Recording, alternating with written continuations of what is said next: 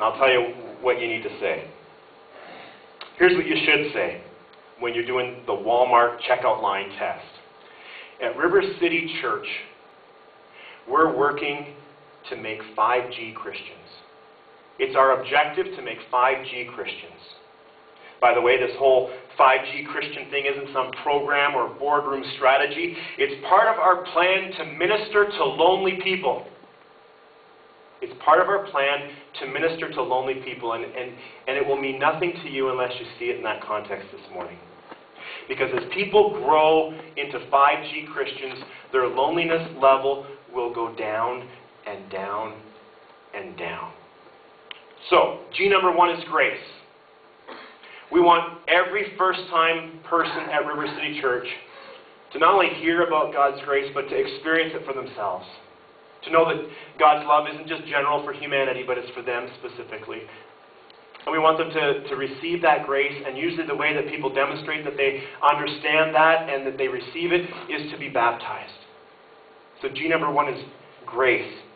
And as you experience grace at River City Church, what happens is your loneliness factor goes down because now you've entered into a restored relationship with your Creator God. G number 1. G number 2 is growth.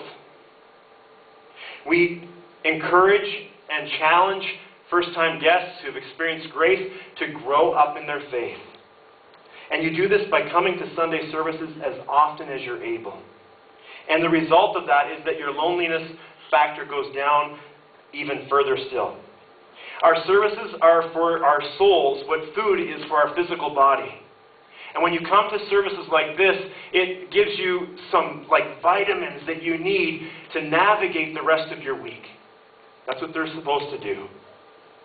They keep you fit and strong under every stress and every trial. G number 2 is growth. G number 3 is groups. We encourage every first-time guest who's experienced grace and is experiencing growth to join a group, a home group. And there your feelings of loneliness really drop. Because you get to know other people, really know them. And you get to the point where you realize that when you go through the valleys of life that we're all going to go through, that you've got other people that are there with you, that are going to stick with you. And when you celebrate life's mountaintop experiences, you've got people that are there with you to celebrate with you. And if you're not part of that community, you know that you'll be missed. Groups. G4 is gifts. We believe something that's counterintuitive. We live in a culture, a world where it's me, and you serve me and I'll come to your church. You serve me and I'll stay in your church. You serve me and I'll get your credit card. I love those new commercials about, the ones where they put that thing in front of the kid and they say, well, then they give it to somebody else, right? And then the first kid doesn't get to have the treat or whatever. And they say, well, he's a longer customer than you, right? That's our culture. And we teach this counterintuitive truth that no, it's really when we serve others and when we try to make a difference in other people's lives that we get blessed ourselves. We become less egocentric, and all that complaining that we do and being miserable about our sorry state and our loneliness, it starts to decrease. Because we see the difference we're making in other people's lives by bringing them food, by giving them a smile when they've just gotten sneers the rest of the week, by taking care of their children and introducing them to Jesus, by leading people into worship, into the throne room of God, and in 100 other ways besides. And then the final G is good stewardship. Yeah, it's about giving to the church so that the church can survive and the church can do ministry. But don't kid yourselves. Good stewardship is about blessing yourself as well. Because if you've got money to give, then you've probably developed good habits of saving. And you've probably developed good habits of spending. You don't spend all your money. You've got something saved up. You've probably better distinguished between wants and needs, and so your contentment level is higher. And materialism doesn't have the same grip on you that it typically has. And as a result, you live with less stress over finances, and as a result of that, you feel less isolated. Like I've got this big secret that I've got to keep, that my line of credit is overdrawn, and my credit cards are racked up, and my mortgage is too large, and stress. Grace, growth, groups, gifts, and good stewardship. 5 G's. That's what we're about at River City Church. And like I said, it's not a program. It's not a boardroom strategy. It's about helping lonely people experience peace in life and joy in a way that just isn't possible on those other 1.1 million websites. I know my time is really up. I got to go real quick here because this is neat. This past week I read a passage of the Bible that hit me in a new way. Any of you ever have that? You've read it before and you read it again and all of a sudden it's like, whoa, I didn't get that. This is God's word for you today. A man with leprosy came to Jesus and begged him on his knees, "If you are willing, you can make me clean." Well, filled with compassion, Jesus reached out his hand and touched the man. "I am willing," he said. "Be clean."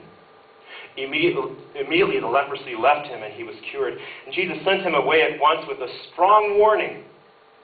"See to it that you don't tell anyone, but go, show yourself to the priest and offer the sacrifices that Moses commanded for your cleansing as a testimony to them." Instead, the man went out and began to talk freely, spreading the news. As a result, Jesus could no longer enter a town openly, but stayed outside where? In lonely places. And yet the people still came to him from everywhere. Now, in the past, when I read that story, I always focused on the compassion of Jesus in healing this unclean man with leprosy. But this time, though, I was focusing more on the reaction of the man who was healed. Jesus says, "Go and tell no one." What does he do? He goes and he tells everyone. The man couldn't contain himself. Jesus had transformed his life in such a way that he simply has to open his mouth and tell others about it. The news spread like wildfire, and Jesus was forced to withdraw from the crowds. It's pretty apparent from this story that Jesus' ministry created a lot of buzz, and word about what he was doing spread rapidly to the region, and this raises two questions for me. Number one, do you think that Jesus' ministry can still generate buzz today like that? Number two, what would River City Church have to look like in order to transform people's lives so completely that their excitement couldn't be contained even if you told them to?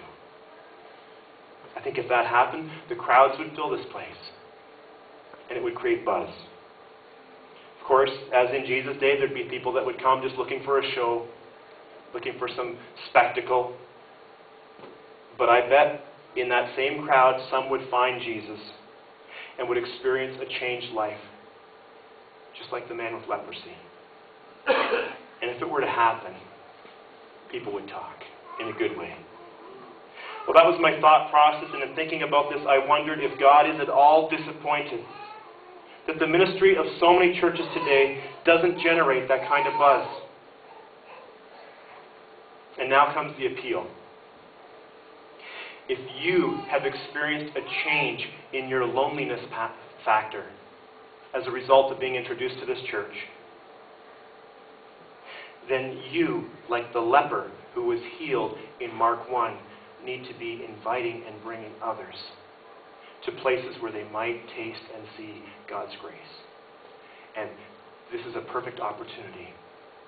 In 2 weeks, we're going to be holding the biggest event that we've ever held, more times than we've ever held it. And God only knows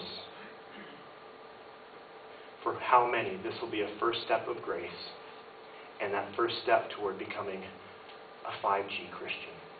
I'll have the band come forward and they can lead us out.